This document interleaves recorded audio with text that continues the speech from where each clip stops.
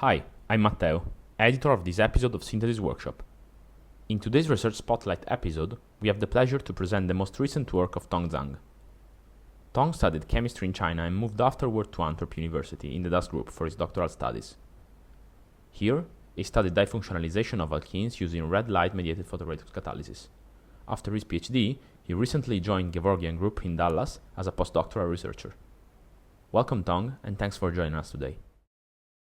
Hello everyone. Firstly, I'd like to thank Matt for the invitation. It's a great pleasure to share my recent work at the Synthesis Workshop.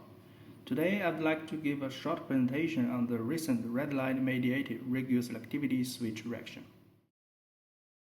Both trifluoromethyl and the sulfonyl group play a crucial role in drug design, as these functional groups are highly demanding due to their ability to enhance the stability, membrane permeability, and the metabolism of bioactive molecules. To introduce these two functional groups, difunctionalization of alkenes is a powerful synthetic strategy to attain molecular complexity from readily available starting materials. To date, introducing a CF3 group to olefin is well established when CF3 is used as the initiator. After CF3 is added to the beta position, a variety of functional groups can be installed at the alpha position. However, reports on the installation of CF3 at alpha position in olefins remain rare, and no protocols utilizing photocatalysis have been reported so far. To address this challenge, we have designed a photocatalytic system mediated by red light. Our strategy involves generating sulfonyl radicals as initiators, which will add to the olefin, forming the radical 3. The electrophilic CF3 region will be reduced to a CF3 radical captured by copper salts and coupled with radical 3 via a copper-mediated cross-coupling reaction to form the final product. The primary challenge in this approach lies in controlling the radioselectivity between the two radicals.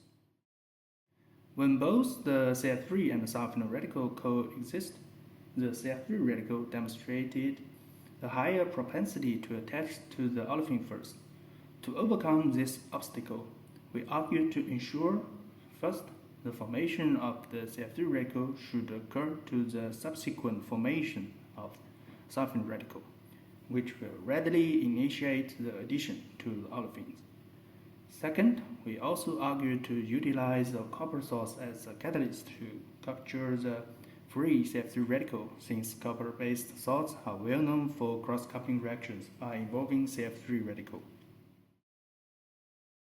To fulfill this requirement, we attempted to employ a photocatalyst that should be activated by the red light. The reason to use the red light in our reaction was due to the lower energy of the red light compared to the blue light. Photocatalysts activated by the red light are expected to exhibit a narrower redox window, enabling a precisely control of radical generation. Thereby should facilitate radioselectivity during the addition of two distinct radicals on alkenes. Therefore, the photocatalyst was carefully selected based on the redox potentials of sulfonyl salts and CF3 regions. Oxidation potential of sulfonyl salts should be more negative than the potential of photocatalyst star to photocatalyst radical A9. CF3 salts cannot be reduced by the photocatalyst star, but by reduced state of photocatalyst. The relationships are shown in this chart. Due to the narrower redox window of the red light activated photocatalyst, it was essential to ensure that the excited state of the photocatalyst should undergo reduction only through the sulfonyl salts via reductive quenching pathway. After the optimization reactions, we have chosen the combination of osmium catalyst, sodium sulfonyl salts, and trifluoromethyl cyan-selenium triplet as photocatalyst, source of sulfonyl and CF3 groups respectively. As expected, The performance of the reaction under these conditions did not generate any trifluoromethylated side products and only provided the desired product with 73% of yield. In order to show the red light-mediated radioselectivity gain for this reaction conditions under the irradiation of blue light were also compared. After extensive optimizations by the investigation of each crucial component of this reaction, the highest yield of the desired product reached to only 42%. The contrast was notably evident in 19-fluorine mass spectrum. The blue light system showed numerous peaks of side products, while the spectrum of the red light system appeared significantly cleaner and mainly contained the CF3 region and the desired product. This significant difference highlighted the pronounced radioselectivity gain in the sulfonyl-trifluoromethylation of alkenes via the red light-mediated photocatalysis.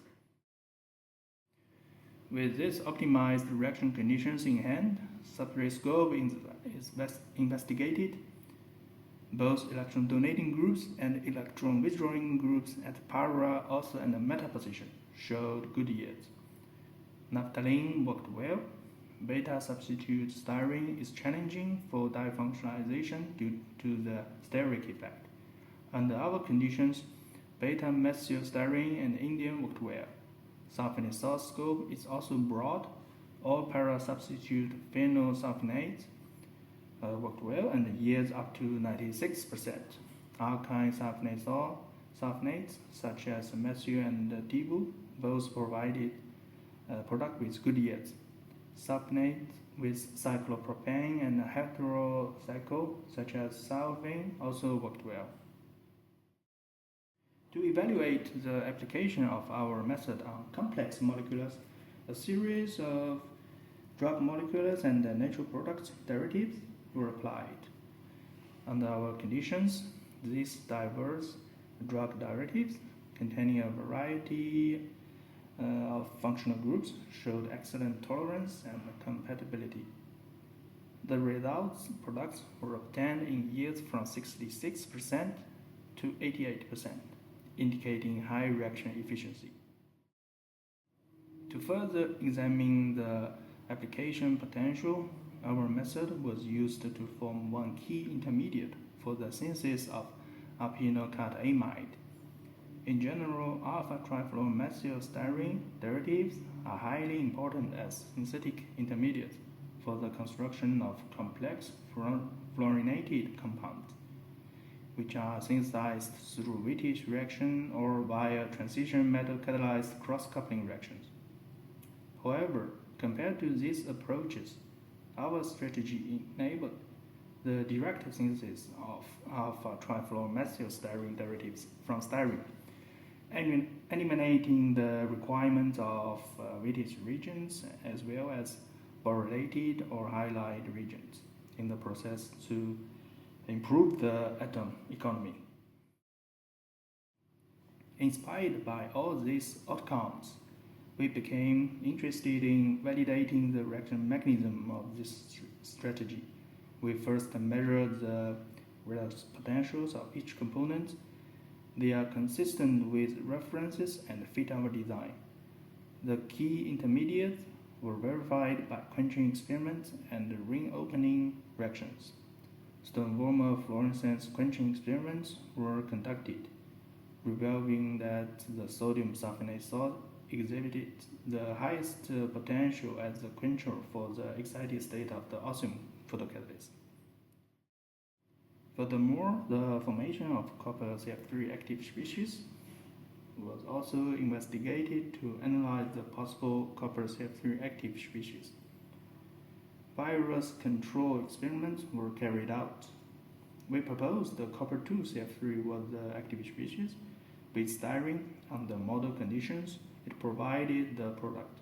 Without styrene, it formed copper-3 tetra CF3 complex. And even added the styrene again, no product can be obtained. We also tried to add ligands to capture the possible transient complex, but it showed that CF3 salts were intact under these conditions. To make sure copper-3 tetra-CF3 is not the active species, we synthesized one bench-stable copper-3 complex. Instead of copper-2 under model conditions, no product was obtained. Similarly, fresh copper powder instead of copper-2 under model conditions, no product was found. By analyzing all these experiments, we could assume that the active species possibly were in the form of copper-2CF3. At the last, I would like to thank my supervisor and all the colleagues for their support and creating a very pleasant working atmosphere. And if you have any questions, please feel free to make comments under the video and I'll answer them. That's all, and thank you for your listening. Thank you, Tong, for your research overview, and thank you all for listening. Stay tuned for more research spotlight videos on Synthesis Workshop. See you next time!